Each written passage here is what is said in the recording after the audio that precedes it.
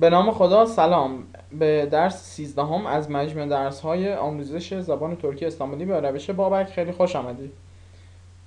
نخست فیسبوک مجموع درس ها رو یادآوری میکنم، facebook.com/learn turkish with babak. خب بیدرنگ بریم سراغ آموزش. در این درس میخوایم افعال رو بهتون معرفی کنیم.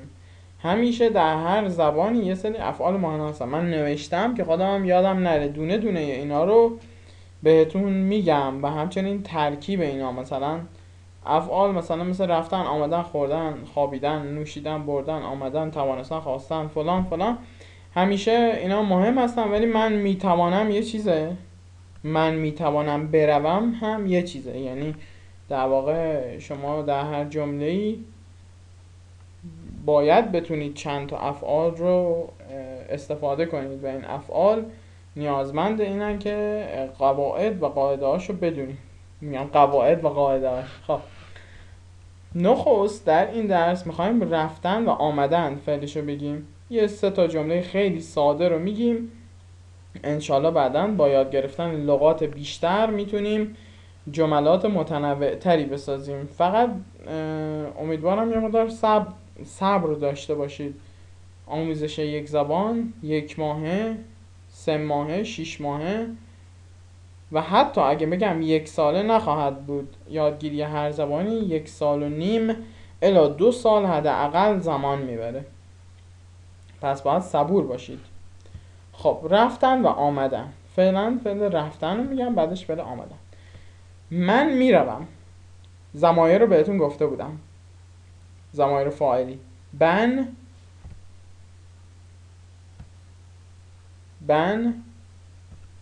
ben gidiyorum. Gidiyorum.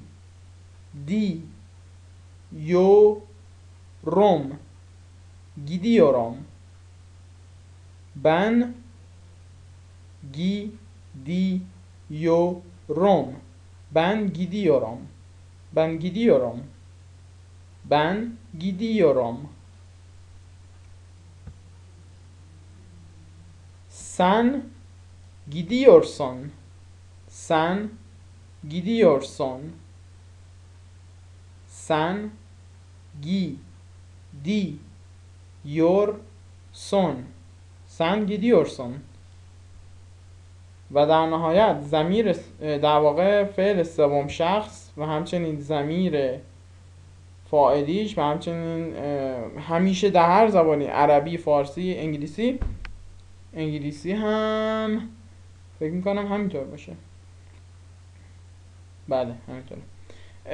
در آخر فعل در حالت سوم شخص هیچ وقت چیز اضافی نمیاد. اگر اینجا دقت کرده باشید اون ضمیری که میچسبه، ضمیر متصل به فاعل، اینجا هست، اینجا سون هست، اما در اینجا نیست. مثل زبان عربی هست میخونیم ذهبوا. البته چسبید، نه ولی اونم قاعده ها خودشو داره. ذهبه بود دیگه، ذهبه هیچ وقت نمیچسبید. همیشه در دوران راهنمایی خوندیم هممون. خب پس او، حالا یا آدم یا کادن، gidiyor. O gidiyor. Adam gidiyor. Kadın gidiyor. Gidiyor. Gidiyor. پس این 3 تا چی شد؟ Ben gidiyorum. Ben gidiyorum. Sen gidiyorsun. O gidiyor. Gidiyor. اوکی؟ تمام ما. توضیح بهتون خواهم داد. حالا این ضمیر متصلی که میچسبه به فعل و اینا رو بهتون خواهم گفت. فعلا یاد بگیرید با فعلا آشنا بشیم. این که فعلا مضارع دیگه، یعنی در واقع حاله. من میروم، تو میروی. حالا گذشته، آینده، اینا رو دیگه باید خودتون حساب کنید، خیلی طول میکشه تا بهتون خواهم گفت. ولی خب حالا همینا، من میآیم، تو میآیی، او میآید چی میشه؟ Ben geliyorum. Geliyorum. Geliyorum. Geliyorum. Geliyorum. Geliyorum. Geliyorum. Ben geliyorum. حالا اگه یکی گفت ben geliyorum این اشتباهه ها. Geliyorum. Ben geliyorum. Sen geliyorsun. Sen geliyorsun. Geliyorsun. Geliyorsun. O geliyor. Geliyor. Geliyor. Geliyor. Geliyor. Adam geliyor. Kadın geliyor. Erkek çocuk geliyor. Kız çocuk geliyor. درسای قبل دارم یادآوری میکنم، امیدوارم که یاد گرفته باشید درسای قبل. گفتم پسر بچه میآید. من چرا ننوشتم میآید؟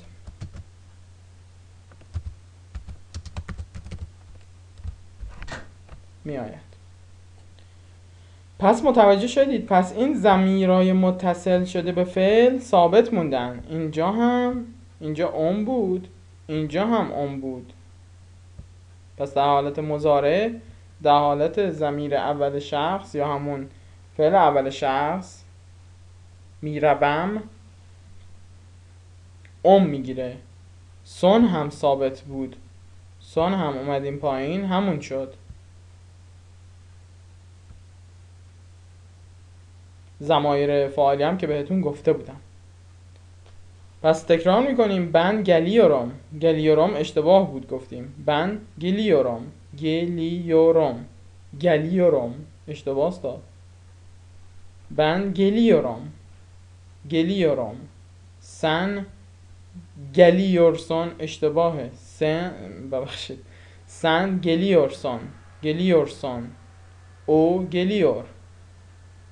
او گلیور. خب یه سری کلمات هم بهتون میگم، همونطور که گفتم کلمات مفید و تازه هر درس رو. در این درس مکانها رو بهتون میگم، کلی مکان هست بهتون میگم. در ترکی، در انگلیسی مدرسه چی میشه؟ سکول. حالا اگه دبیرستان باشه میشه های سکول، ولی کلا میشه اسکول. سکول البته. در ترکی میشه اوکول. اوکول. اوکول. مدرسه میشه اوکول. کلا مدرسه میشه اوکول. حالا تو شهر، در واقع توی بازار که میرید خیلی میبینید که پشت یه سری ماشین ها پشت ون نوشته اوکول تاشیتی، یعنی خودروی مدرسه. یعنی همین هست، ونایی که بچه ها رو از مدرسه میارن تا خونه یا از خونه میبرن تا مدرسه، پشتشون مینویسن اوکول تاشیتی. اوکول تاشیتی. ولی کلا مدرسه میشه اوکول. دانشگاه در انگلیسی میشه یونیورسیتی، در ترکی میشه اونیورسیته. اونیورسیته. اونیورسیته. اونیورسیته. اونیورسیته. یونیورسیتی میشه اونیورسیته. دانشگاه‌های معروفی داره ترکیه. در آنکارا که دانشگاه حاجت تپه اونیورسیته هست، آنکارا اونیورسیته هست. در استانبول مالتپه اونیورسیته هست. اینا دانشگاه‌های خیلی معروفی هستن. پوستراش هم همیشه کنار خیابونا هست. محل کار یا دفتر کار در انگلیسی میشه آفیس، در ترکی میشه بورو. بورو یعنی دفتر کار، محل کار. بورو. بورو. بورو. بورو. فرودگاه چی میشه؟ اینا رو حفظ کنید، کلمات مفید رو حتما حفظ کنید. ایرپورت در انگلیسی در ترکیه میشه هواالانی. هواالانه. حالا اگر در استانبول پیاده شید که آتاتورک هواالانه پیاده میشید، در آنکارا بخواید پیاده شید که اسنبوآ هواالانه پیاده میشید. هواالانه. خطوط پرواز در واقع کشور ترکیه ترکیش ایرلاین هست، به احتمال زیاد شنیدید. پس هواالانه. حالا گفتم اگر در استانبول فرودگاه آتاتورک و در آنکارا فرودگاه اسنبوآ هست و یوموشاقی نوشته میشه، بعدا بهتون میگم. خب ایستگاه اتوبوس، حالا یا جایگاه یا در انگلیسی هست میگن که استیشن، حالا باس استیشن هست، مترو هست یا همون قطارهای داخل شهری. در ترکیه میشه استاسیون، مخصوصا در شهرهایی که مترو دارن مثل آنکارا، استانبول، این شهرها، فکر کنم ازمیر داره، شهرهایی که ایستگاه اتوبوس داره می نویسه استاسیون. استاسیون. استاسیون در انگلیسی میشه استیشن. بانک در ترکی میشه بانکا. حالا بانک هم می نویسن اما کلا بانکا هست. بانکای مختلفی هست. هالک بانک، ترکیه اش بانکاسی، زراعت بانکاسی، گارانتی بانک، مختلفه. خب ورودی، حالا ورودی ممکنه در واقع ورودی یه پارکینگ باشه، ورودی هر جا که باشه. البته گریش هم می نویسن اما کلا پورت یعنی ورودی یا در به یک جای به ترکی میشه لیمان. سوپر بزرگ یا در همون سوپرمارکت یا سوپر محله‌ای یا همین سوپرمارکت، در انگلیسی هم همون سوپرمارکت میگن دیگه، در ترکیه هم میگن سوپرمارکت.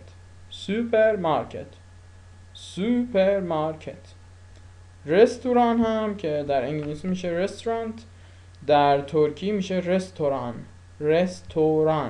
رستوران. فروشگاه بزرگ در انگلیسی هایپرمارکت میگن یا دپارتمنت استور، یعنی یه فروشگاه خیلی بزرگ یا چند طبقه که همه چی توش باشه. در ترکی حالا هیپرمارکت میگن یا همون هایپرمارکت هم بعضیا میخونن اما کلا büyük mağaza هم میگن. اینو دارم میگم براتون، büyük mağaza. اما هیپرمارکت اینها هم میخونن دپارتمنت استور. سوپری همون سر کوچه، بقالی محل یا در انگلیسی ترجمهش میشه grocery store یا همون خاربار فروشی. در ترکی میشه بکال، مثل همون بقال هست بکال، در زبان ترکی ق نیست، بکال. داروخانه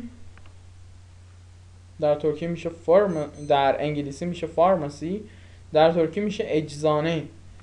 این اجزانه ها چطوری معلومن؟ هر جا که دیدید یه از این هستن که یه ای بزرگه که ای داره چشمک میزنه، هر جا این ای رو دیدید همونجا داروخانه است، اجزانه بهش میگن، اجزانه. و ساحل که ساحل البته استانبول داره، آنتالیا داره، این شهرها داره، کومسال بهش میگن. در ترکی در انگلیسی میشه بیچ، در ترکی میشه کومسال. خب امیدوارم که از درس امروز استفاده کرده باشید. نظراتتون رو میتونید در فیسبوک مجمع آموزش‌ها به نشانی Learn Turkish with Babak بنویسید. با امید دیدار.